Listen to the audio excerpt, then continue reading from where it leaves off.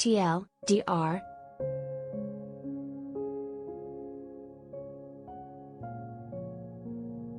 A whole other band formed to work on the Monkees' first album. One of the Monkees songwriters revealed what he thought about the band. The Prefab Four's first album became an international hit.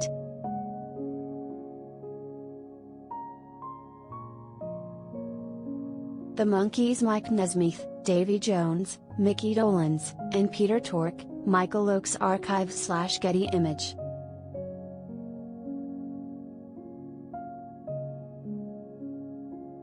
The Monkees album The Monkees was a massive success. The Prefab Four's regular songwriters created a whole other band to work on that album.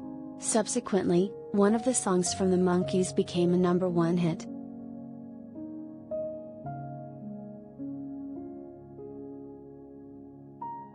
An outstanding clique of studio musicians worked for the Monkees.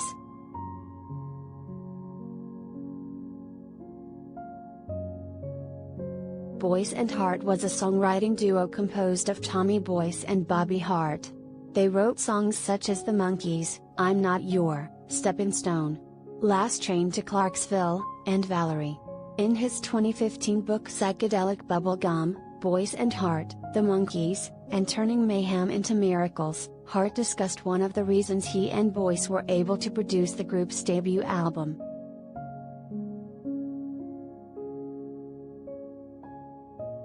The second reason was Jerry McGee, Larry Taylor, Billy Lewis, Louis Shelton, and Wayne Irwin, the great recording band that we were lucky enough to bring together, Hart wrote. We could have used the outstanding clique of studio musicians who worked around the clock playing on most of the records being produced in LA, and for many other projects we did.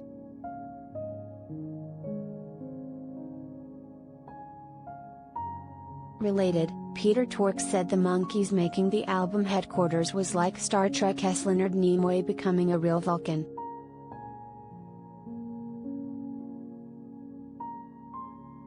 Why Boyce and Hart were part of the band that worked on the Monkees' first album.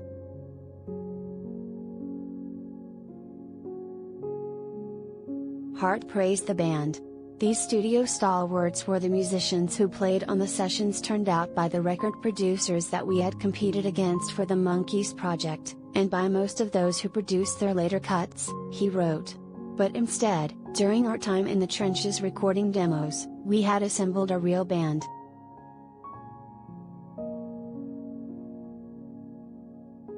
Hart saw himself as part of the band and, in a very real way, this was a band that Tommy and I were a part of, he continued. We shared their culture and their lifestyle. We worked with them on the arrangements that would become the foundation of the records we made.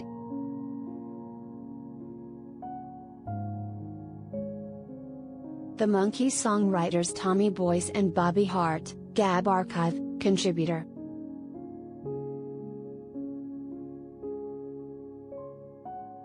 Related, Mike Nesmith said the Monkees lived out a young boy fantasy on one of their albums.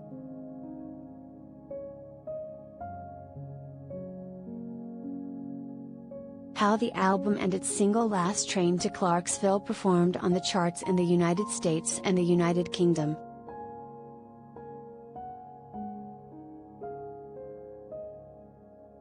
The Monkees became a huge hit in the United States. For 13 weeks, it topped the Billboard 200. The album stayed on the chart for 102 weeks. In the same vein, its lead single, Last Train to Clarksville, became a hit. It was #1 for one of its 15 weeks on the Billboard Hot 100.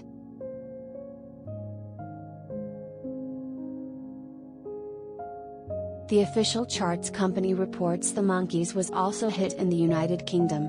There, it was #1 for 7 of its 37 weeks on the chart.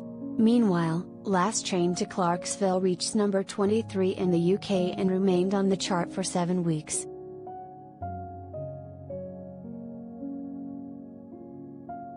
The Monkees was popular even if it took 2 bands to make it.